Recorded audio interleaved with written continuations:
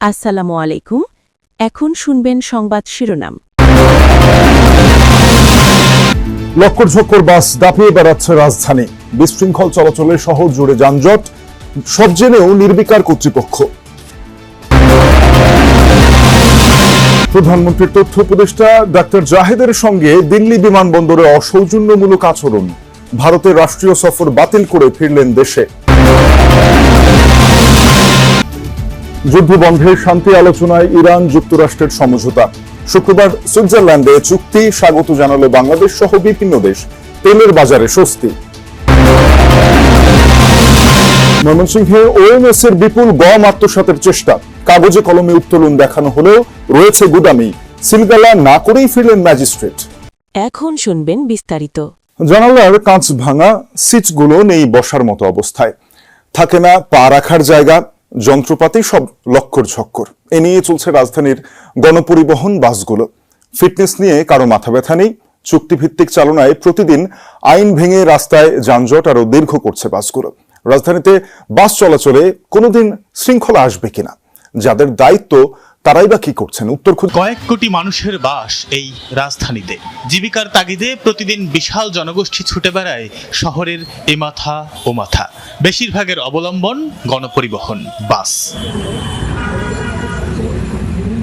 নিত্যদিনের সঙ্গী এই বাসগুলো কি আদৌ চলাচলের উপযোগী? রাজধানীর রাস্তায় চলা বাসগুলোর বেশিরভাগ জানালার কাচ যেগুলো রয়েছে সেগুলো বেশিরভাগই কিন্তু ভাঙা। এই যে কাজটি রয়েছে এটা কিন্তু একেবারেই ভাঙা, এবং এখান থেকে যে যাত্রী এখানে বসবেন যে কোনো সময় একটি দুর্ঘটনার শিকার হতে পারেন। যে সিটগুলো রয়েছে বলা যায় একেবারেই নাজুক অবস্থা, এবং সেগুলোতে যদি একটু বসার চেষ্টা করি, একটু লম্বা মানুষ হলে তার জন্য আসলে বসাটা খুবই কষ্টকর, এবং দেখা যাচ্ছে যে পুরো পা কিন্তু আসলে এখানে আটে না। যারা নিয়মিত বাসে যাতায়াত করেন এসব ঝুঁকি মেনে নিয়েই পথ চলতে হয় তাদের। বাসগুলোর এমন বেহাল দশা কেন? কেউ কি করে এগুলোর রক্ষণাবেক্ষণ? বাসগুলো চলে চুক্তি ভিত্তিতে, একই বাস এক এক দিন চালান এক এক চালক, তাই ফিটনেস নিয়েও কারো নেই কোনো মাথা ব্যথা। নির্ধারিত স্টপেজ থাকলেও বাস থামে রাস্তার মাঝেই। উঠতে হয় জীবনের ঝুঁকি নিয়ে, নামতেও হয় তেমন করেই। এক বা দুইজন যাত্রীর জন্য রাস্তার মধ্যে বাঁকা করে দাঁড়িয়ে থাকা, পেছনে ততক্ষণে লম্বা যানজট। এ দৃশ্য এখন রাজধানীবাসীর জীবনের অংশ। অসৌজন্যমূলক আচরণের অভিযোগে ভারতের নয়াদিল্লির বিমানবন্দর থেকে কলম্বো হয়ে ঢাকায় ফিরেছেন প্রধানমন্ত্রীর তথ্য উপদেষ্টা ডাক্তার জাহিদুর রহমান। সকাল 11:30টার পর তিনি ঢাকার হযরত শাহজালাল আন্তর্জাতিক বিমানবন্দরে থেকে বের হন। গতকাল ইন্ডিয়ার ওশেন রিম অ্যাসোসিয়েশনের সম্মেলনে যোগ দিতে তিনি ঢাকা থেকে দিল্লি গিয়েছিলেন, তবে সেখানে অনাকাঙ্ক্ষিত পরিস্থিতির মুখোমুখি হন তিনি। উপদেষ্টা জাহিদ প্রতিমন্ত্রী পদমর্যাদায় কূটনীতিক পাসপোর্ট পাবার যোগ্য, তবে রোববার বিকেল 3:20 সাধারণ পাসপোর্ট নিয়ে এয়ার ইন্ডিয়ার ফ্লাইটে যাত্রা করেন তিনি। এয়ারপোর্টে নামার পরেই তাকে ভারতের নজরদারি তালিকা অনুযায়ী আটকে দেয়া হয়। দীর্ঘ জিজ্ঞাসাবাদের এক পর্যায়ে উপদেষ্টা নিজেই পাসপোর্ট ফেরত চান এবং পরবর্তী ফ্লাইটে ঢাকায় ফেরার প্রস্তুতি নেন। পরে পরিস্থিতি বুঝতে পেরে ভারতীয় ইমিগ্রেশন কর্তৃপক্ষ তাকে সসম্মানে দেশটিতে প্রবেশের অনুরোধ জানালেও আত্মসম্মান এবং প্রোটোকল বজায় রাখতে তা প্রত্যাখ্যান করেন ডাক্তার জাহিদুর রহমান। কিন্তু বাংলাদেশ সরকারের বা ভারতীয় সরকারের কিংবা ঢাকার ভারতীয় হাইকমিশন কিংবা দিল্লিতে বাংলাদেশের হাইকমিশন কারো পক্ষ থেকে আনুষ্ঠানিক কোনো বক্তব্য আমরা পাইনি। 11:14 উপদেষ্টা ডাক্তার জাহিদুর রহমান কলম্বো হয়ে ঢাকায় ফিরেছেন। ফেরার পর থেকে তার সঙ্গে তিনি পৌঁছেছেন, এইটুকু নিশ্চিত হওয়ার পর তার সঙ্গে কোনো কথা বলার সুযোগ হয়নি আমাদের। আমরা ধারণা করছি তিনি বাসায় গিয়েছেন, তারপরে খানিকটা রেস্ট নেওয়ার পরে হয়তো প্রধানমন্ত্রী অথবা সরকারের ঊর্ধ্বতনদের সঙ্গে তার এই অভিজ্ঞতা বিনিময় করবেন। পররাষ্ট্র মন্ত্রণালয়ে প্রধানমন্ত্রীর অপর উপদেষ্টা মাহাদি আমিন আছেন, তিনি ঘন্টা দেড়েক আগে এখানে প্রবেশ করেছেন। শ্রম প্রতিমন্ত্রী নুরুল হক নূর আছেন, তাদের একটি পূর্ব নির্ধারিত মিটিং ছিল যদিও, কিন্তু মাহাদি আমিন একটু আগে এসছেন। আমরা তার সঙ্গেও কথা বলার চেষ্টা করেছি, সেই বৈঠকটি শেষ করে ধারণা করছি তার কাছ থেকে যদি আমরা সরকারের অবস্থান জানতে পারি। এ ধরনের ঘটনায় যেটি হয়ে থাকে সচরাচর, বাংলাদেশ আনুষ্ঠানিকভাবে কূটনৈতিক পত্র দিয়ে অথবা ঢাকায় দিল্লির প্রতিনিধি হিসেবে হাই কমিশনের যারা আছেন সিনিয়র কর্মকর্তা তাদেরকে তলব করে ব্যাখ্যা চাইতে পারেন। বাংলাদেশ হাই কমিশন দিল্লি তারা পররাষ্ট্র মন্ত্রণালয়ের কাছে সরাসরি ব্যাখ্যা চাইতে পারেন।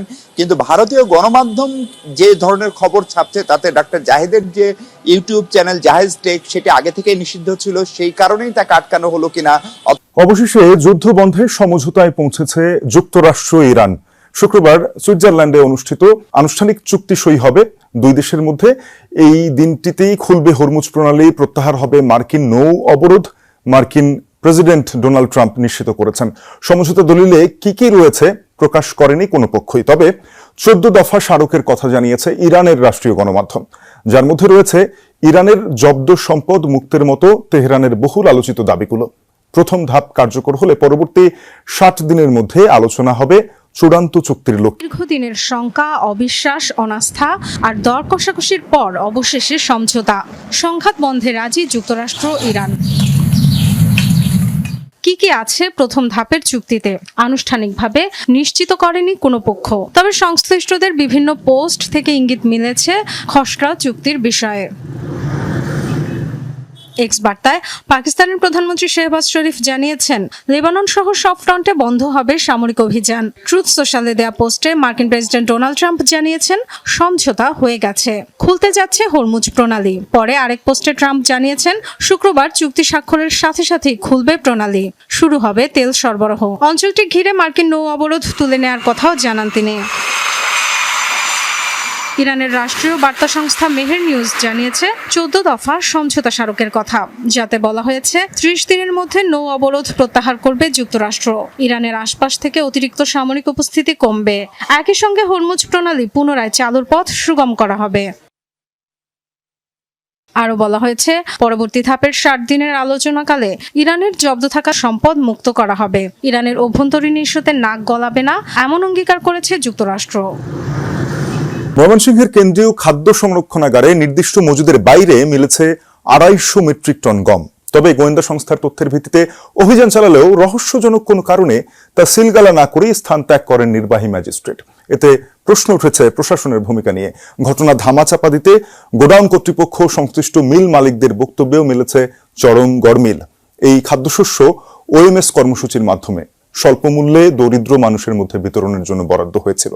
বিকেলে ময়মনসিংহের কেন্দ্রীয় খাদ্য সংরক্ষণাগারে আকস্মিক অভিযান চালায় জেলা প্রশাসনের নির্বাহী ম্যাজিস্ট্রেট। এই সময় 30 নম্বর গোডাউনে তল্লাশি চালিয়ে মেলে 250 মেট্রিক টন গম। তবে অফিসিয়াল স্টক রেজিস্টারে নেই বিপুল পরিমাণ গমের কোনো হিসাব। গত 8 জুন জেলা খাদ্য নিয়ন্ত্রক মাহমুদুল হাসানের স্বাক্ষরে 2টি উপবরাদ্দের আদেশে তালুকদার ফ্লাওয়ার মিলের নামে 380 মেট্রিক টন গম বরাদ্দ করা হয়। শর্ত অনুযায়ী 11 জুনের মধ্যে এই গম উত্তোলন করার কথা, কিন্তু নথিপত্র বলছে নির্ধারিত সময়ে 380 মেট্রিক টন গম বুঝে পেয়েছে তালুকদার ফ্লাওয়ার মিল।